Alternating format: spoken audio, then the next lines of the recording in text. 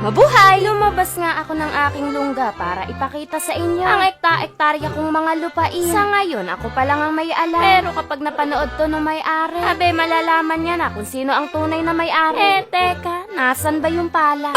Bilang may-ari mga laon, dapat pinapasyalan din natin ang ating mga kalupaan. Kaya kahit jirap na jirap ang inyong kalaon sa pagbaba, higil lang. Tinitignan ko lang naman yung palay na aanihin ko. Makalipas ang isang buwan, hindi naman siguro tayo mababaril kapag nakiani tayo. Sabi nga sa kanta, kahit hindi Pasko magbigayan, papalahin kita riyan eh. Habang nilalasap ng inyong kalaon ng pagiging donya, may nakita siyang kakaiba. Mukhang hinog na yung palay, sa gawin na yun. Aanihin na natin mga laon. Kapag iniwan pa natin dito to, baka mapanis. Mainam palang aani ng palay dito mga laon. Hindi na kailangan anihin, ibilad at bayuhin. Finish product na agad. Ayan, hindi maikakaila. Alas 12:30, sinumpong ang inyong kalaon. Nakakapagoda palang pumasyal sa napakalawak na lupain. Ito nga pala ang aking baka. Dati, 100 pieces sila. Abe, ang ginawa niyan, inaway ang lahat. Kaya tuloy siya ang natira. Sabi ko sa kanya, dahil inaway niya lahat, kailangan niyang ubusin lahat ng damo din. Kung hindi, gagawin ko siyang papaitan.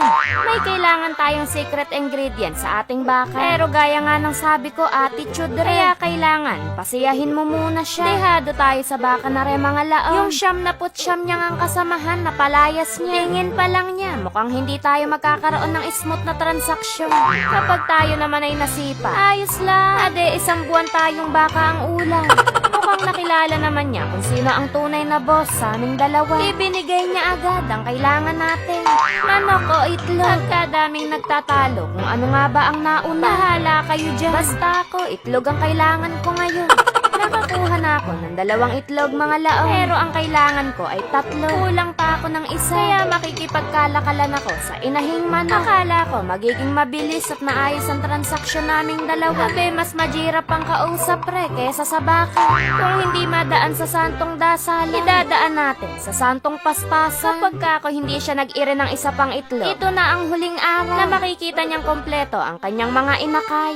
Abe, balak pa nga akong takasan ni Re. Muntik ko na siyang gawing tinola. Laon, abyusong debata yan. Nagtagal ng 5 araw yung transaksyon namin nung inahing manok. Pero dahil mahal na mahal niya yung inakay niya, wala siyang nagawa kundi mag-ire pa ng isang itlog. Ibinalik ko na yung manok niya at kinuha ko na yung itlog ko. Ade, parehas kaming naging masaya. Wala tayong paladine mga laon, pero may pulak naman tayo. Pupunta lang tayo sa bakuran ng kapitbahay para manguha ng saging. Sakto, wala yung may-ari. Kukuha tayo ng sandamakmak. Huwag niyong gagayahin riyan. Grabe yung mga puno ng saging dito mga laon. Akala mo higante yung nagtanim. Pagkataas, kailangan pa ng hagdan bago makakuha. Kaya pala iniiwan lang ng may-ari. Wala siya na walang makakadali. Ginamit ko na nga yung tsinelas ko dahil ganito yung ginagawa namin sa mangga. Kaso, butata. Uuwi na lang siguro ako mga laon. Hihintayin ko na lang yung may-ari. Pero mahal talaga tayo nilo. Binigyan tayo ng saging. Hindi lang yun. Abe, kahit nakapikit, makukuha natin to. Abot na abot ng inyong kalaon. Hindi ko pa nga pinupulak, nalaglag na. May tali-tali pa. Ikain mo yan laon, gutom yan. Ilaga ko muna yung saging mga laon. Nilahat ko na, malaki gutom ko eh. Iginaya ko na yung paglulutuan mga laon. Kumuha na din ako ng kahoy para panggatong. Ito lang ha, yung mga bills na dumadating sa inyo mga laon, huwag niyong iisipin yun. Ang gawin niyong pamarika. Ade, tapos sinalang ko na yung saging natin mga laon. Baka mapanis eh.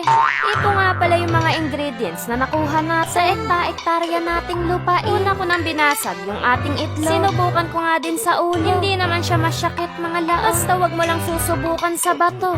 Binati ko na mga laon. Required kasi yan. Yung isang itlog mga laon, wag nyo nang hanapin kung nasaan. Inabi ko na. Ulam ko kasi yan mamaya.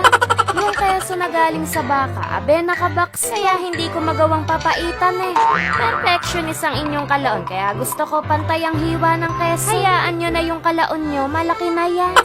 Napapapalakpak pa nga eh. Ang huli nating sikretong sang ang ating breadcrumbs na galing sa ating palayan. Tinignan ko na yung saging kung luto na. Tinusok-tusok ko lang. Malambot na siya kaya iaahon na natin. Binalatan ko na mga laon. Hindi na natin ipagpapabukas to. Baka mapanis eh. Kakaahon lang yan sa kumukulong tubig. Pero dahil puro kalyo ang inyong kalaon, easy lang sa kanya yan. Yung balat ng saging mga laon, ibinalik ko sa kapitbahay. At least kahit balat nakabalik, diba? May saging na sila, may pataba. Napalahin kita riyan eh. Dinurog ko na yung saging mga laon kasi kailangan durog. Kailangan masarap pa rin. Nanakit yung buong katawan ko rin eh. Uumpisahan na natin mga laon. Laon, diba kanina ka pa nga nag-umpisa? Hindi ka nga matapos-tapos eh.